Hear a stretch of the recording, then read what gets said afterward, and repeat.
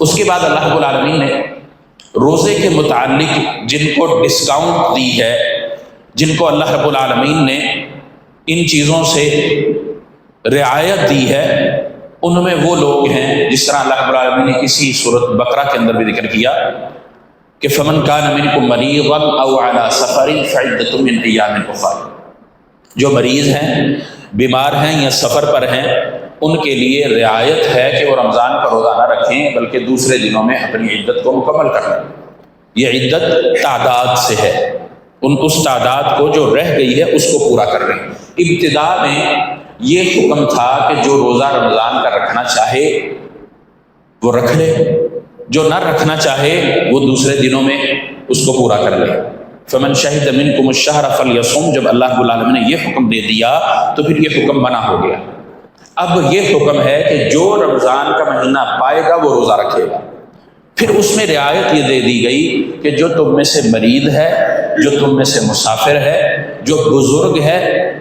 ہمیشہ اس کی عمر کا حصہ یہ ہے کہ وہ روزہ برداشت نہیں کر سکتا، اس کے لیے رعایت ہے کہ وہ دو چیزیں کر لے، یا تو دوسرے دنوں کے اندر روزہ رکھ لے یا وہ اس کا فدیہ دے دے۔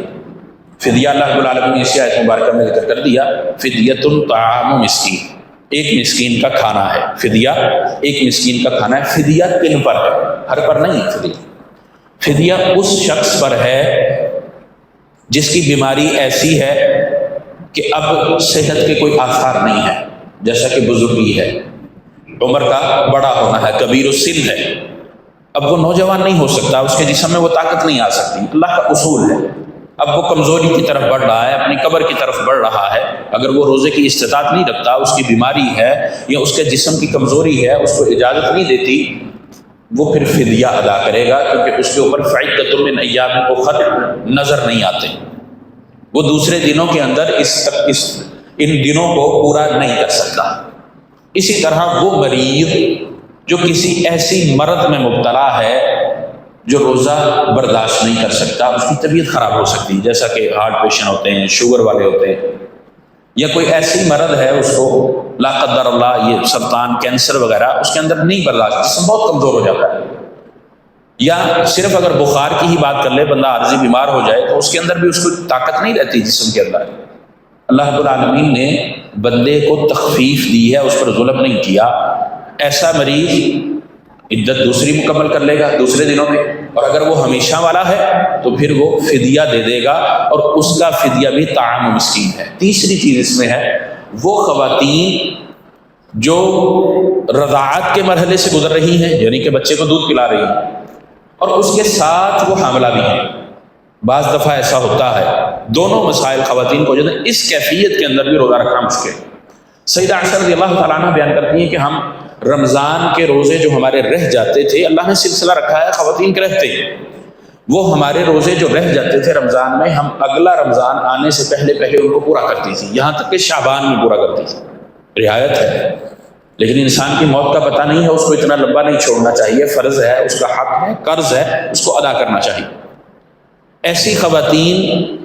بیماری کے حکم میں آتی ہیں، مریضہ کے حکم میں آتی ہیں، جو روزہ نہیں رکھ سکتی۔ ایک رمضان کے ان کے روزے رہے مثال کے طور پر حمل کی وجہ سے، پھر وہ بچے کو دودھ پلا رہی ہیں، اگلے رمضان سے پہلے وہ پھر حاملہ ہے، پچھلے روزے ان کے رہتے ہیں، اگلا رمضان اب آ گیا ہے، اب کیا کریں؟ روزے تو نہیں رکھ پا رہی، جسم ان کا 3 حصوں میں تقسیم ہے، اپنے آپ کے ساتھ بھی، بچہ جو دودھ پیتا ہے اس کے ساتھ بھی، اور جو حمل ہے پیٹ میں ہے اس کے ساتھ بھی، 3 جگہ تقسیم ہے، چوتھی جگہ نہیں ہو سکتا۔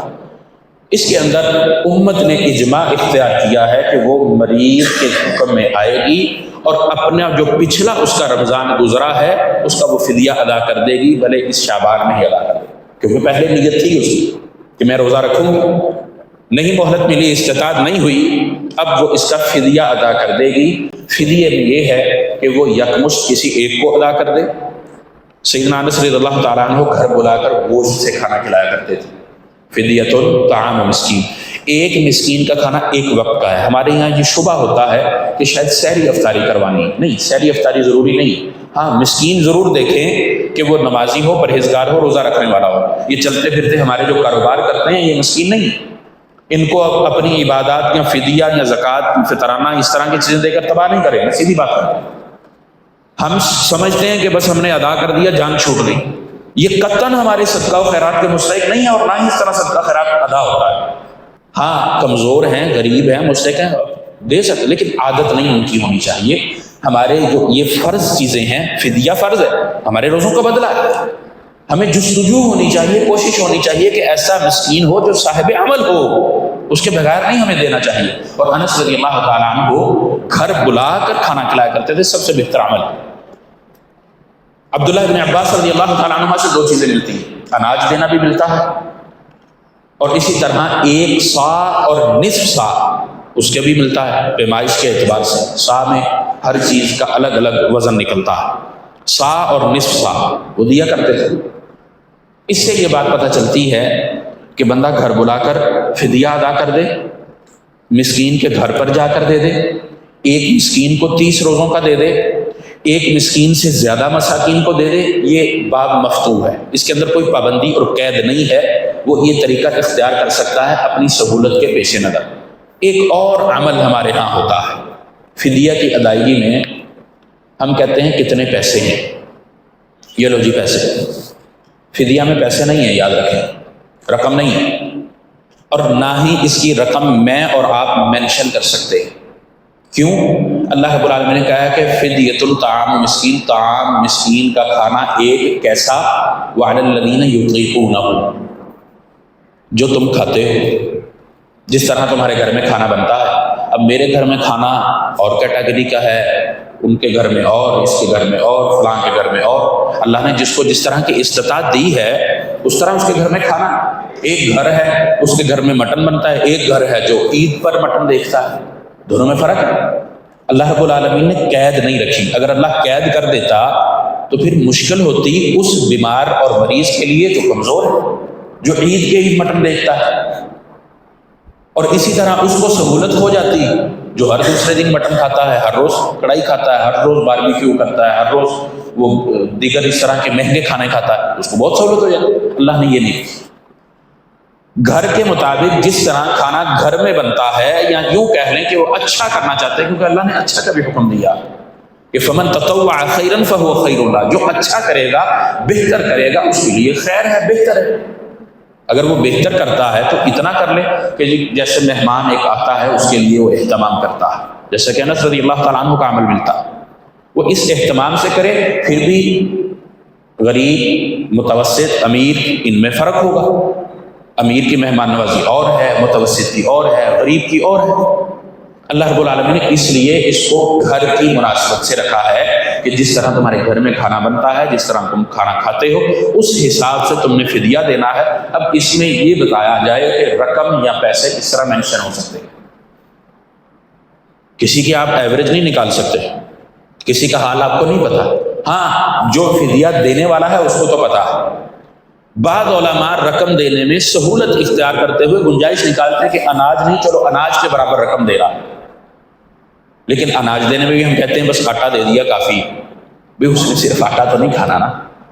آپ جب مسکین کو کھانا کھلائیں گے تو وہ آٹا گوندا جائے گا، پکے گا، سالن ہے اس کے ساتھ، یہ ساری چیزیں اس کو انکلوڈ کرنا چاہیے۔ ہم اگر اس سہولت کو، میں یہ نہیں کہتا کہ یہ حرام ہے، رقم نکالنا ہی حرام ہے، کیونکہ اس میں بعض علماء موقف یہ رکھتے ہیں، ان کے احترام میں اتنی گنجائش ہے کہ آپ اچھے سے اچھے حساب سے پھر رقم دیں اگر دینی ہی ہے، ورنہ اصل تو یہی ہے فدیۃ الطعام مسکین، کھانا کھلانا، کھانا پہنچانا، اصل یہ۔ ہم ہر چیز میں آج کل سہولت کی طرف گئے ہیں، چلیں اس سہولت کو بھی اختیار کر لیتے ہیں اور علماء کے موقف کو اپنا لیتے ہیں جو رقم کو نکالنے کا کہتے ہیں، لیکن اس میں پھر مینشن کسی کی نہیں ہو سکتی کہ ایک جگہ ایک محلے میں رہنے والے اس میں 10 لوگ اگر ہیں فدیہ نکالنے والے تو ان سب کا فدیہ 5000 ہے، یعنی سب میں سے ہر بندے کا فدیہ 5000، ایسا نہیں ہو سکتا۔ ایک ہے اس کو 5000 دینا بہت آسان ہوگا، ایک کے لیے نارمل ہوگا، ایک کے لیے مشکل ہوگا۔ تو اس لیے اس چیز کو، مسئلے کو سمجھنا چاہیے اچھے طریقے سے کہ فدیہ ہے اپنے استطاعت کے مطابق، گھر میں کھانے کے مطابق۔ اللہ رب العالمین نے جب یہ حکم دیا تو ہمیں اس کو بدلنا نہیں چاہیے تاکہ کسی کے لیے مشکل نہ ہو۔ اسی طرح اللہ رب العالمین نے پھر ان لوگوں کے لیے بھی سہولت دی ہے، ان لوگوں سے بھی اللہ نے قلم اٹھایا ہے، ان پر بھی حساب نہیں ہے جو مجنون ہے، ان پر بھی کوئی چیز نہیں، یہ سبھی کے حکم میں ہے، بچے کے حکم میں۔ بچے پر بھی اللہ رب العالمین نے نابالغ بچہ ویسے ہم تو اس کو بھی کہتے ہیں جو بالغ ہو جائے، وہ بچہ جو نابالغ ہے، میں اگر بچہ کہوں صبی کہوں تو اس سے مراد یہی ہے جو نابالغ ہے۔ صبی اس کا حکم اور مجنون ان دونوں کا سیم ہے۔ اور اسی طرح وہ کبیر السن، اس میں تیسرا درجہ بھی ہے، وہ بڑی عمر کا بندہ جو اپنی عقل کو کھو دیتا ہے یا اپنی عمر کے کسی بھی مرحلے پر عقل کو کھو دیتا ہے تو اس کے اوپر سے اللہ قلم اٹھا لیتا ہے۔ اب وہ بھول نسیان کی وجہ سے ہو، اس کا دماغ کمزور ہو جائے، اچھے برے کی اس کو تمیز پتہ نہ چلے، اپنا آپ اس کو پتہ نہ چلے میں کیا کر رہا ہوں، کہاں ہوں، کس طرح ہوں، اللہ تعالیٰ اس کے اوپر سے فرضیت کے احکامات کو ختم کر دیتا ہے۔ وہ رکھتا ہے اچھی بات ہے، دیکھا دیکھی کرتا ہے عمل اچھی بات ہے، جس طرح کا بھی کرتا ہے، اور اگر نہیں کرتا تو اس پر پھر نہ فدیہ ہے نہ عدت من ایام اخر ہے، اس پر دونوں چیزیں نہیں ہیں، کیونکہ یہ حکم اس کا سبھی میں ہے، اس لیے کہ وہ اب اپنا آپ سنبھالتا نہیں ہے، اب اس کی عقل فوت ہو گئی۔ اللہ رب العالمین نے انسان پر جو حساب رکھا ہے وہ اس کی عقل کی بنیاد پر رکھا ہے، اگر عقل نہیں تو جانور اور انسان میں فرق بھی کوئی نہیں۔ اس لیے اللہ رب العالمین نے ان لوگوں کی مثال بھی جانوروں والی دی ہے جو نہ عقل استعمال کرتے ہیں، عقل ہونے کے باوجود، نہ آنکھوں ہونے کے باوجود دیکھتے ہیں، نہ کان ہونے کے باوجود سنتے ہیں، بلکہ اللہ کے احکامات پر عمل نہیں کرتے۔ اس لیے اللہ نے کہا اولئک کالانعام بل هم اضل، بلکہ یہ جانور ہیں، بلکہ جانور نہیں جانوروں سے بھی زیادہ گمراہ اور بدتر ہے۔ حالانکہ انسان ہے، عقل مند ہے، ذی شعور ہے، لیکن دین کے معاملے میں جاہل ہے، لا ابالی ہے، پتہ ہی نہیں ہے کرنا ہے نہیں کرنا، کیسے کرنا ہے کوئی ضرورت ہی نہیں، بس ٹھیک ہے چلنے دو زندگی جیسے چلتی، ہاں دنیا کے معاملات میں بہت بھاگنا ہے۔ اللہ نے کہا اولئک کالانعام بل هم اضل، اللہ تعالیٰ ہمیں اس میں نہ لے جائے اور اس سے ہمیں محفوظ رکھے۔ اسی طرح اس میں اگلا وہ شخص ہے جو اضطراری کیفیت اختیار کرتا ہے، اللہ نے اس کو بھی رعایت دی ہے۔ کل پرسوں کسی نے پوچھا تھا کہ روزے کی حالت میں بلڈ دینا چاہیے، ضرورت کے تحت دینا چاہیے ورنہ نہیں دینا چاہیے، کیونکہ اس کا تعلق انسان کے جسم میں سرکولیٹ ہونا ہے، گھومنا ہے، اس کو طاقت دیتا ہے۔ بلڈ آپ روزے کی حالت میں بلڈ دے دیں گے، ہو سکتا ہے کمزور ہو جائے، گر جائے، بے ہوش ہو جائے، اس کی وجہ سے روزہ افطار کرنا پڑے۔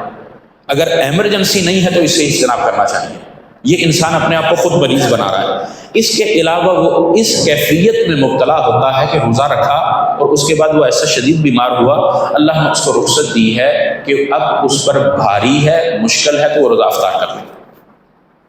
اس کے لیے اللہ رب العالمین نے کوئی پابندی اس کے لیے نہیں رکھی، ہاں اس روزے کے بدلے اس نے روزہ رکھنا ہے۔ بیماری کی نوعیت کوئی بھی ہے، ہر کسی کو اپنا پتہ ہے، اپنے تقوی کے مطابق، اپنے ایمان کے مطابق میں کتنا برداشت کر سکتا ہوں، اس پر جبر نہیں، اس کے ایمان کا لیول اس کو بتلاتا ہے کہ ہاں تو روزہ رکھ سکتا ہے، یہ تجھے کھولنا ہے۔ اسی طرح ایک وہ شخص ہے جو روزہ رکھتا ہے اور اس کے بعد بیماری کے علاوہ اس کو روزہ افطار کرنے کی کسی وجہ سے، شرعی وجہ سے ضرورت پیش آ جاتی، گر گیا، کوئی ایسا اس کے ساتھ حادثہ ہو گیا، یا کوئی اس کو سفر اختیار کرنا پڑا اور سفر کے اندر اس کو کوئی ایسی مشکل آ گئی، وہ روزہ افطار کر سکتا ہے، اس کے لیے فدیہ نہیں ہے بلکہ عدت من ایام اخر ہے، وہ دوسرے دن کے اندر اپنے روزے کی تکمیل کرے گا۔ یہ شریعت نے احکامات رکھے ہیں اس کے لیے جو روزہ دار ہے، روزہ رکھتا ہے، اور اس کے لیے اللہ تعالیٰ نے یہ رعایت رکھی ہے۔